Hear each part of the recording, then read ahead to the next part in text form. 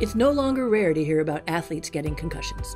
Studies have shown that more than 2.5 million young people suffer from concussions in the United States each year. Usually associated with contact sports like football, soccer, and basketball, concussions also happen when students participate in non-contact sports like swimming or even playing on the monkey bars. This hacking STEM activity, designed by teachers from Davis, Utah during our one-week hackathon, introduces students to the anatomy of the brain. It provides them with an opportunity to model what happens when the brain contacts the skull.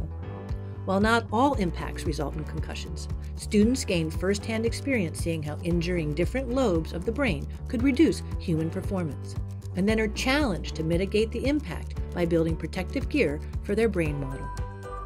The lesson plan begins with students building a brain hat to introduce them to the functions of the brain's 5 lobes. This exercise is complemented by an interactive workbook in Excel that enables them to work with a 3D model of the brain. Next, students construct a physical model using water beads and a balloon and assemble 5 pressure sensors made with cardboard, copper tape, and a conductive material called Velostat. By attaching the brain hat to the balloon and then the sensors to the brain hat and placing it in a sturdy container, students are now ready to connect their brain impact simulator to Excel and start to collect real-time data about what happens when the brain collides with the skull.